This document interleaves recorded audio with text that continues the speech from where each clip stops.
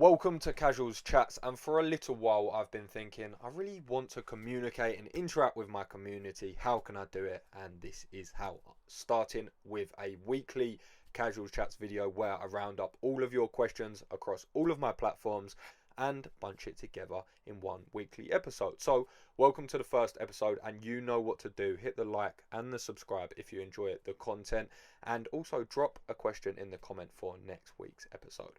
Anyway, let's jump into this, and I will preface this with saying I have not read any of these questions too properly, so no pre-ready answers. Let's go with the first one. Which fighter is the most under the radar at the moment? This is difficult because not only are there so many people on the UFC roster at the moment, we also have to think there are so many fighters that probably don't get the limelight and the respect that they probably deserve. But one person is jumping out the page to me. Now, Jack Shore is not necessarily the most unknown fighter, nor is he the least respected, but he's not getting the respect he deserves in the UFC at the moment, and I think that way he is flying very, very under the radar. Of course, we know he's in the bantamweight division, which is the cream of the crop division, but his name is not being mentioned enough. Did that pick up on camera? My nose just ran directly into my mouth. I don't know if that picked up on camera. That was so liquid. I don't know how that happened. 4-0 in the UFC. Littered with very good finishes, littered with very good performances, showing no weaknesses really, showing no holes in his game, showing some very dominant performances and showing performances against the likes of Timur Valiev whilst he had to face adversity and a very tough opponent, and he does not yet have a number next to his name. So for that reason, I'm going to chuck him at the top of that. Biggest prospect at 170. Naturally, we are thinking Hamza Chimaev or his mate Shavrat. Now, when it comes to 170, there are so many exciting prospects. You look at Sean Brady, like I said, Shavrat, you've got Hamza. There's someone on this weekend as well that I want you to keep an eye on. I want you to keep an eye on. His name is Mike Malott. He was on Dana White's Contender Series, and I think he's coming to a point now where not only is he rounding out his striking with his incredible grappling skills, but he's maturing in age. He had a long hiatus from fighting, and I think that he's more than prepared to come into the welterweight division and start just tearing it up. So keep your eye against Mickey Gall this weekend. But that's one at 170 I'm thinking. But naturally, Shavrat Rakhmonov is a terrifying prospect. A terrifying prospect that we have to, again, keep a very watchful eye over, because a lot of people are seeing this division as him and Hamza potentially ruling it for a few years to come. So I'm going to have to lean with him. But Mike Malott, like I said, keep your eye out for him this weekend. If NGannou beats Jon Jones and Miocic, does he deserve to be in the GOAT conversation? Now, first and foremost, he's a long way before he fights Miocic again and Jon Jones. And the likeliness of him doing that, I think, is quite small. Obviously, he's got his knee surgery, which he has to recover, which is going to take him out for the rest of the year at least. Then we're talking about Jon Jones has to come back first, and then the Miocic matchup. And the thing with heavyweight is it changes so quickly, and the dynamic has changed so quickly even recently, that it's impossible to predict after a year. But the question was, does he become the GOAT? Now, I think naturally you're going to have that conversation if that were to take place. A lot of people, if not everyone, deems Stipe as the GOAT of the heavyweight division. So if he gets another win over him and continues to retain his title, that's going to be a very warranted conversation. But like I said, I think that's a very far time down the road. And shout out to Carnage29 on the YouTube community channel for that one. How would almighty Arnold-Allen fare against the champion Volk? Dom from Leicester. Now, this is one that I'm very conflicted over, because if you followed my channel for any time whatsoever, you'll realise that I'm a big diehard of Volkanovski. Not only do I just think he's a great character, he's a great personality, he's very humble, he's a great example of what a champion should be and how he goes about his lifestyle, but as a fighter himself, he's so well rounded, and I don't think he gets the respect that he probably deserves. If you have a look at his striking game, if you have a look at his grappling, his top pressure, his ground and pound, his anti-jiu-jitsu, I personally have him as the pound for pound number one over Kamaru Usman, but that's a different conversation. So the reason I'm conflicted is because naturally Arnold-Allen is British and he's quite a local boy. His team is only in Colchester, so he's not a million miles away from me.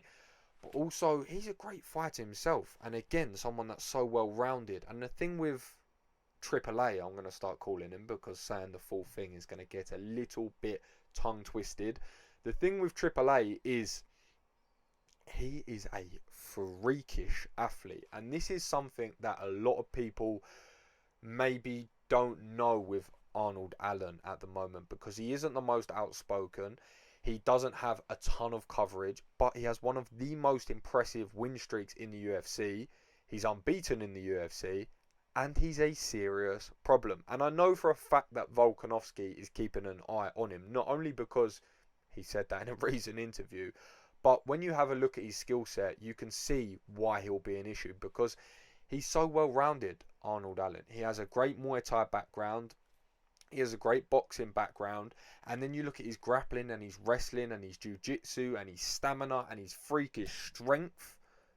It's a deadly combination, and a bit like Volk, he can really push past that plateau, and once it gets into a dogfight, you almost favour him.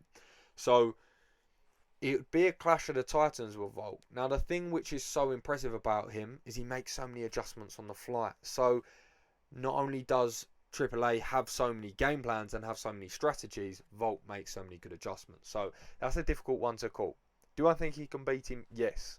Do I think it's the majority of the times out of 10? Probably not at the moment, but ask me that in 8 months. Anyway, I could go on all day about that one, because that is a passion point. Once again, thank you, Dom. And I appreciate the comments that you always drop on my YouTube as well. It doesn't go unnoticed. And I like to tell people that when they comment or they show love and they show support, and this is still the early stages of the platform, I always like to remind them, this will not be forgotten. This will not be forgotten. When this is a major channel throughout the world and across the UK, that will not be forgotten. I promise you that. Is the UFC the most preferred MMA organisation to compete with the best of the best? Now, when you have a look at strictly viewings, it's going to tell another picture. It's going to tell another story. You have a look at one and they do tremendously on the viewings. But if you're talking competition, pound for pound fighters, I don't think it's very disputed that the UFC is where it's at for that. And a lot of people can have conversations over this champion would beat this champion.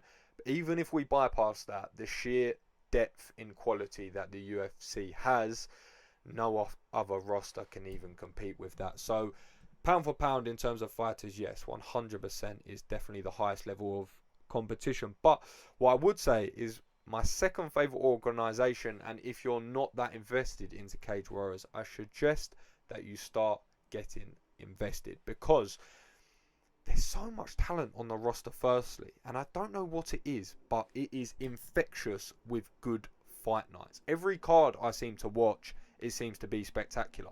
Now, if we look at last week in Manchester, for example, 135, all finishes. The whole card was all finishes, and I saw a spinning back. It looked like a scorpion kick, to be perfectly honest. It was mental. And then the week before that, when it was in the O2 Indigo that I went to, that was incredible as well. So I've really got into Cage Warriors, and the local talent in the UK that's in Cage Warriors at the moment is something which is really, really exciting. So not only is the British scene propelling and the British talent, but the organisation as a whole as well is just churning out UFC fighter after UFC fighter. So that is very exciting. And the last one for the first episode, what is my background in MMA? Nothing. Absolutely nothing.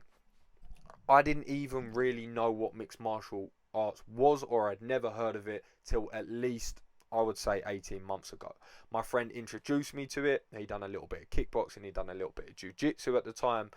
He got me into it. We watched Masvidal Ben Askren was the first card I ever properly sat down and watched.